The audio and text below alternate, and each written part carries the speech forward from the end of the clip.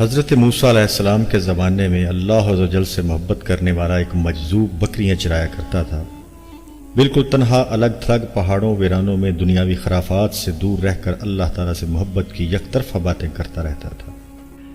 اے میرے مالک، تو میرے پاس ہو تو میں تیری خدمت کروں، تیری جوئیں نکالوں، تیرا سر دھوؤں، تیرے سر میں کنگھی کروں، تیرے سر میں تیل لگاؤں، رات کو سوتے وقت تیرے پاؤں دباؤں، تیرے سونے کی جگہ کی صفائی کروں، تیرے کپڑے دھوؤں، تجھے دودھ پیش کروں، اگر تو بیمار ہو تو تیرا غمخوار بنوں، اگر تیرا گھر دیکھ لوں تو صبح و شام میں دودھ اور گھی لے کر تیرے دروازے پر آؤں۔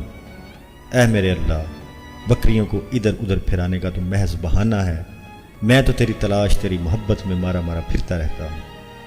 وہ سادہ مزاج چرواہا اسی طرح جو منہ میں آیا بولتا چلا جا رہا تھا۔ حضرت موسیٰ علیہ السلام کا اس کے قریب سے گزر ہوا۔ حضرت موسیٰ علیہ السلام نے جب اس کی یہ باتیں سنی تو آپ نے اس سے پوچھا، تو کس سے مخاطب ہے؟ وہ کہنے لگا، اس سے جس نے مجھے اور تجھے اور اس ساری کائنات کو بنایا۔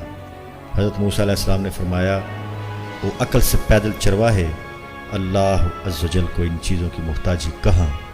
اے جاہل، اس پاک ذات کو ان خدمات کی ضرورت نہیں، تیرے کفر نے دین کے قیمتی لباس کو گدڑی بنا دیا۔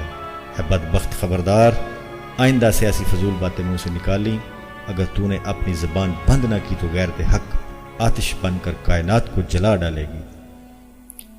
اس معصوم چرواہے نے جب موسیٰ علیہ السلام کی یہ باتیں سنی تو بے حد شرمندہ ہوا، اس کے اوسان خطا ہو گئے، خوف سے تھر تھر کانپنے لگا، چہرہ زرد پڑ گیا، پھر بولا، اے خدا کے جلیل القدر نبی، تو نے ایسی بات کہی کہ میرا منہ ہمیشہ کے لیے بند ہو گیا۔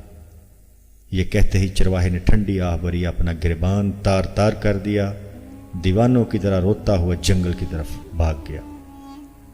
جب حضرت موسیٰ علیہ السلام اللہ تعالیٰ سے ہم کلام ہوئے تو خدا نے فرمایا، اے موسیٰ، تو نے ہمارے بندے کو ہم سے جدا کیوں کیا؟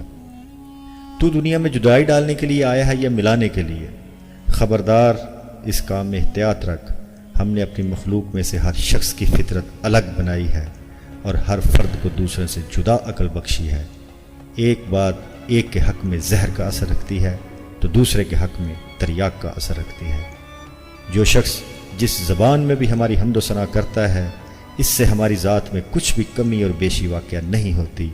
ہم کسی کے قول و فعل اور ظاہر پر نگاہ نہیں کرتے، ہم تو باطن دیکھتے ہیں۔ اے موسیٰ علیہ السلام، دیوانوں، دل جلوں اور ہارے ہوں کے آداب اور ہی ہوتے ہیں۔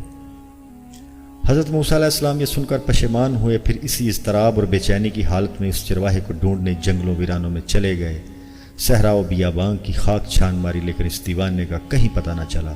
حضرت موسیٰ علیہ السلام نے تلاش جاری رکھی، یہاں تک کہ آپ اسے پا لینے میں کامیاب ہو گئے۔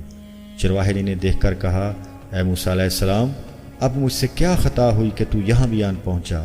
حضرت موسیٰ علیہ السلام نے فرمایا، اے خدا کے بندے، تجھے مبارک ہو، تجھے کسی ادب و آداب اور قاعدے ضابطے کی ضرورت نہیں، تو اصل دین پر ہے، تجھے سب کچھ معاف ہے۔